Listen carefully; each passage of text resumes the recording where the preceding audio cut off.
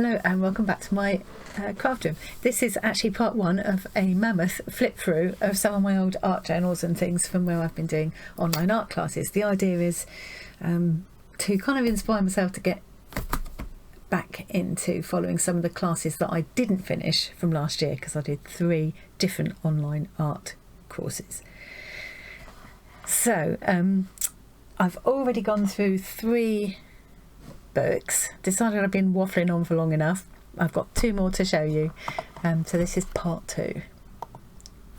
What I'm doing now is I didn't bother to get around to putting them into making pretty books for them, so I've just got them in these kind of portfolio books that you can buy. They've got like clear pockets in, just to at least to keep them nice, you know, protected. And then I might get around to putting them into something pretty, but this works okay, and I'm finding that I can fit 2 into each pocket face to face or back to back, so that's quite good. So anyway, I'm going to do the small one first, but these are in no particular order. And these will be, I've done 3 courses more recently: Wanderlust, Let's Face It, and Paint Your Heart and Soul. Most of these will be Let's Face It and Paint Your Heart and Soul. So let's go for it. This was Patchwork Pets, I remember, and I'm so sorry I'm not going to be able to tell you who the teachers were because I haven't made a note on here, so I feel really bad. So I can tell you the courses that I was doing, but I'm afraid I can't tell you the individual teachers because I should have labelled them on here really. Just suffice to say that all of the teachers on those 3 courses and the life book, which I did before, are just fantastic, all very different, and to have that kind of input from so many talented artists for the kind of price that you pay for those courses is just brilliant. Yeah, can't recommend them highly enough. Okay, so there's my horse. Oh, and there's my old Archie. I was inspired by my old Archie. I actually got this one made into some, well, I didn't get it made into some cards, my husband did it for me, which a few special people have had as birthday cards. What I like looking at it now is the kind of texture of the fabrics in the cushions.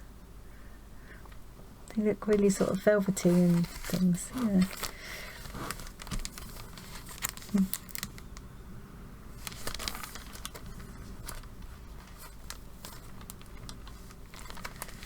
The only thing with filming this is that it might be getting a bit, I wonder if that would be better off. No. Yeah, it might be a bit too shiny with these. I'll have to keep looking at the camera. Did those come out alright? Yeah. Can't, if I stop and take them all out, we're going to be here forever. This is more sort of art journal-y, this one, I think, because I've got lots of writing on it and very mixed media. Oh, there's old Archie again. My cat does feature a few times in my artwork.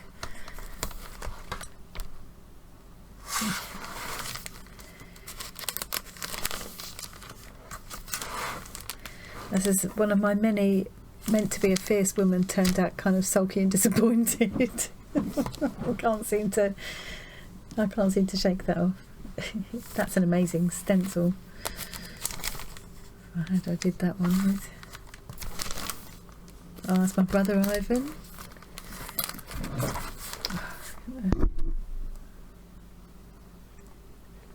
It's not perfect and it's a little bit wonky, but it's definitely caught something of him. I'm happy that I've caught that's an expression that I recognise. And it's a funny thing when you're painting a family member like that, you see bits of yourself and your siblings and your parents. Yeah, this is a watercolour leaves I did years and years ago. Got told off by the teacher for it not really being kind of proper watercolour-y. I was just being a bit too controlled, but I look at it now and I still like it. And I'm not sure I could manage to do it now. I like the crunchiness of the leaves and things. Yeah, I'm happy with it. Oh, that was a fun one. I'm not going to talk through all of these, it really will go on far too long. We got provided a photo reference for this one, and it was from a film that isn't the kind of film I would watch, so I can't remember what it was called, but you might recognise it. It looks like she's got a giant leg going over him, doesn't it? I don't think that is the case. Or maybe it is. That would be a very long leg indeed, though, wouldn't it? Rick the Muse. You can look up Rick the Muse on Instagram. He provides lots of photo references, all free, of himself in various costumes and things. And he's just got such a drawable face. It's the first time I'd really had to go at a beard, so I was quite pleased with how all that texture came out of the beard. A lot of it was rubbing the pencil away as well as adding it. Yeah, it's quite a challenge, but I really enjoyed it that way. It's like alcohol inks. I think it's just playing with a scrawler box, I reckon, that one. This is probably meant to be inspired by colours, you know, one of those kind of religious scenes. She's just enjoying the bubbles. Oh, sorry about all this glare. I wonder if it's better without this. Let me try it without the ring light. Maybe it is a bit better without the ring light, actually.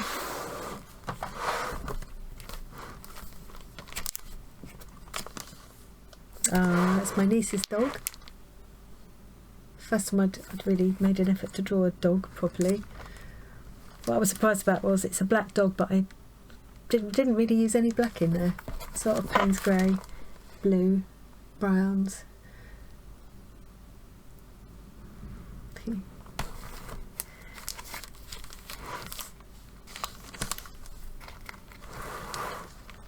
This is another kind of self-portrait, but me a long time ago. Time to forgive yourself. Hello, sunshine. Oh, this was a bit spooky. This was oil paints, actually.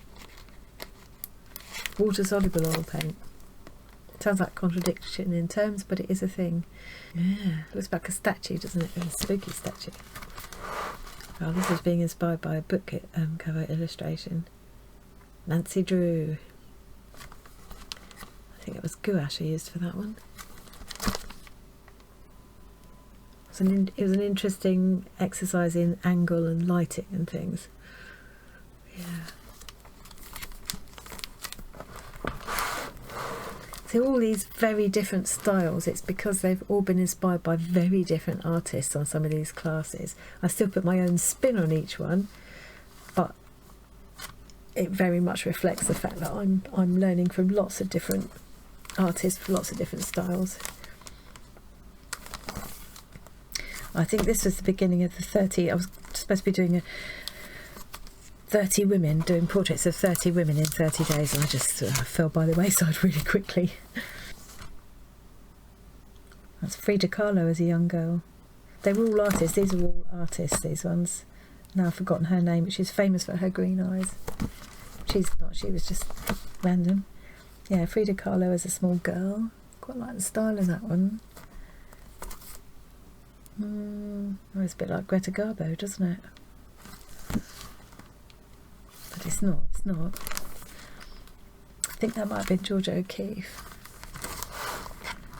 This is an Indian artist. I've forgotten her name. I use different media for each one. That's Georgia O'Keeffe again. This is Picasso's wife, and I've forgotten her name. Oh, I can't find any words today. Huh, very striking. For some strange reason, this lady, again, I've forgotten her name. She reminds me of my mum. She keeps reminding me of my mum, and she doesn't really look anything like her, but it's just something. It's very strange. Anyway, totally beside the point. What a character she must be. I'd like to meet her. I think we were on to nurses then. This is Florence Nightingale, I believe. With a very penetrating stare.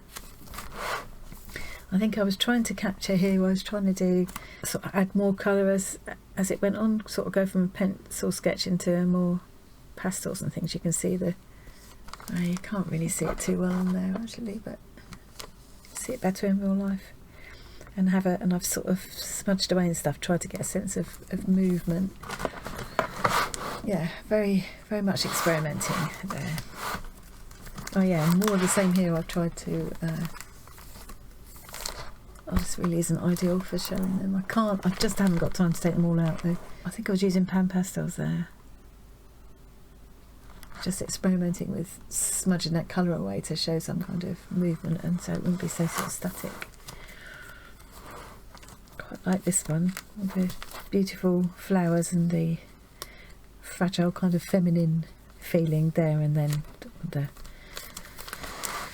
blood and guts they would have been amongst in reality. It's like an American advert for become a nurse, see the world. And this one is very topical. I found a photo of this exhausted looking nurse, and I thought, yeah, I'm going to do her. And I've done a few little symbols like these crosses always sort of represent death to me. Sorry, sounding so... But you know, scary times, wasn't it? Scary times. It was interesting trying to find a way to show the transparent mask of the visor thing, which she had over the top of her mask. Oh, I moan about wearing just the mask all day. Can you imagine wearing that as well, and all this other PPE? Oh, and then we were on to singers. This is Aretha Franklin. I like that. I'm quite pleased with that. It's maybe not the most flattering portrait of Aretha Franklin, but I'm quite happy with it actually. This is Diana Ross. It's like charcoal, that one. Marlene Dietrich, I think. And then this is just onto random made up people again. That looks like a class with Angela Kennedy, I reckon. It's just trying out pan pastels. It didn't work out, but I kept it just for the record. Oh, now this one I've done on my YouTube channel, so you might recognise it if you've watched some of my other videos. This is what I thought was a mangrove swamp or something, and it turned out to be very local. The grounds of a local university were flooded, and I have got a giant picture of this now, which Chris, the photographer who took the picture that I used as a reference, has given me. I must get onto those. He's given me a series of 3, and they're all going to be different mythical, magical scenes, and this was one of them. And this is very up to date. This is what I was doing on my live stream. So this is the one I did, the practice one I did just before. That's the one I actually did on stream. Okay. And the bears also. So that's the small book. So it's taken me about 2 half-hour videos. Oh, here are the pictures that Chris gave me. I've kept them in here for safekeeping. So this is what I was just talking about. That's the photograph that I did that sketch from. So this is going to be, the plan is that this will become a bit like that tree with the sisters that I showed in the first video. There'll be kind of trees morphing into figures, magical figures. This is going to be a magical kind of, you know, Tolkien-esque kind of scene. Sharp-toothed, sharp-fingered fairies. I just think that's going to be so brilliant. I'm always a bit intimidated to get started, so I need to break that seal. And then this one's going to be dragons.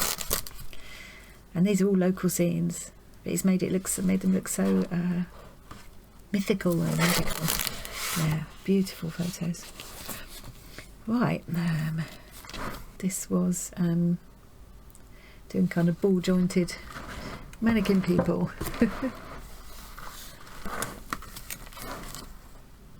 There are some of the practice drawings. Oh, I'm gonna have to come up again. This is a portrait of my mum when she was very young, and actually the signature here, "All My Love, Wendy," I actually traced that from the back of a photo, the photo that I drew this from. And Georgia O'Keeffe kind of style flowers in the background, because Mum would have loved that, and she had a thing about magnolias. So yeah, I think this is her throwing a come hither look at my father in their courting days.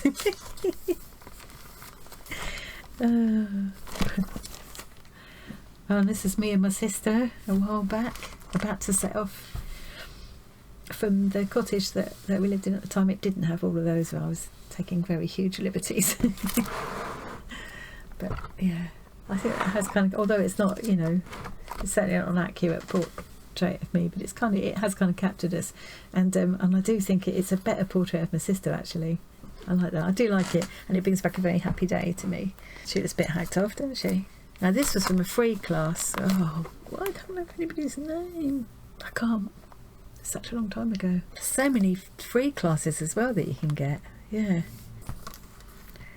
I don't think this is finished, but I can't at the moment decide what to do with it. So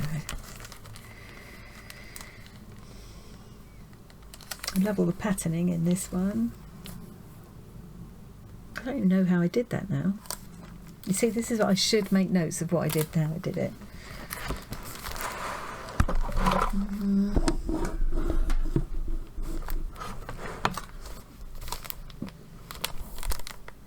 I think this was using graphite powder, so I kind of grated some graphite, and you apply the powder to the page and then rub away to reveal the highlights. I think that's how that one was made. So that was an interesting technique to try. Would never have done by myself. Ooh, love her hair.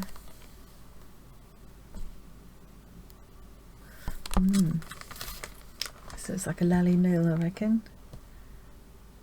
You can see a cherub in the background. That's a piece of napkin or tissue. So it's about, I think these were all like, it was flowers cut out of gardening magazines and things, and then all kind of merged together with paint and added to kind of make them all blend. It's quite a fun technique. That was acrylic paint, so I reckon there's obviously a bit of collage there, collaged on some book paper or something in the background as well. She was a lovely face to do.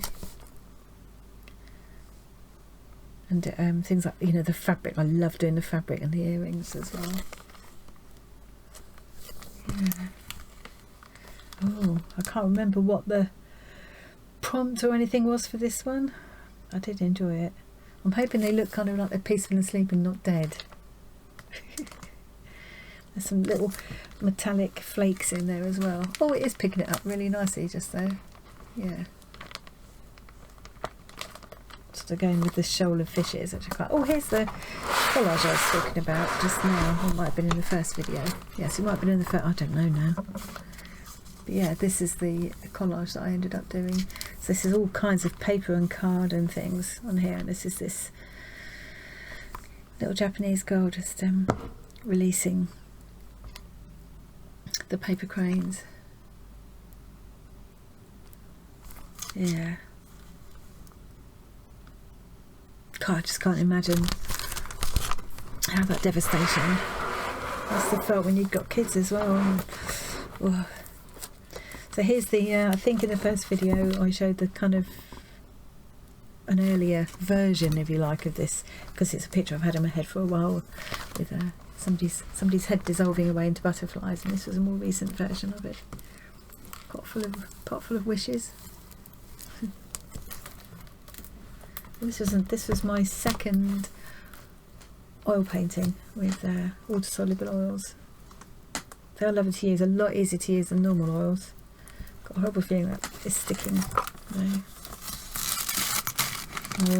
Alright. It did take a long time to dry out. Looking at it now, it kind of looks like it's the beginning of a painting and it needs more. I'm not sure, but I decided just to let well alone at that stage.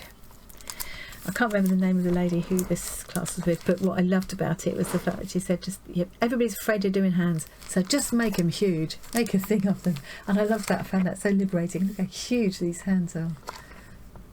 They're meant to be sisters.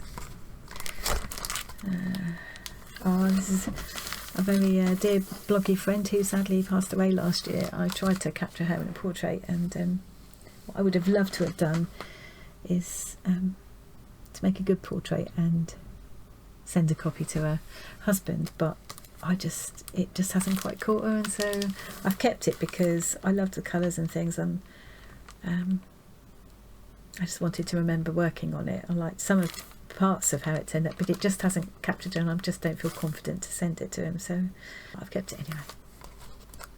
This is a strange photo that actually did have that bright yellow across there, bright yellow light on her. Yeah, enjoyed that, enjoyed the lighting and the bone structure, and that's a little charcoal portrait there. Yeah. I was going to say a bit ambidextrous. What do I mean? Oh, what's that word? Neither male nor female word. Not ambidextrous. This is fun. Love the colours. Oh, this is on where I made the portrait and then cut it up and patched it back together and did hideous things to it. But I really enjoyed the whole process. It was quite hard to make myself cut that portrait up though. I'm trying to have a quick version there as well. And another one. Oh, this was playing with pen pastels when I first got them. I get very frustrated because I couldn't do what I wanted to do with them, but I will keep going. I will get there. They are so lovely to use, and the pastel matte paper was... Oh, I enjoyed her too. I think I might have done this on a video. And this. Yeah, so we are getting to ones now that, yeah, you would have seen because I videoed them.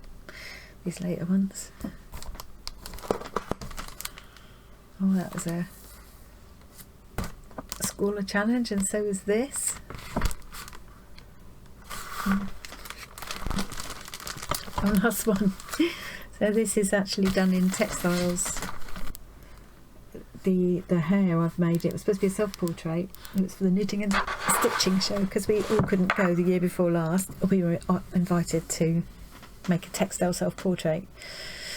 And I'd never done anything like it before. It turns out, I found out since, that it's a whole thing. It's a whole thing. There's all kinds of computer software and things you can do. People do it with machine embroidery and quilting and all kinds of things. I had no idea.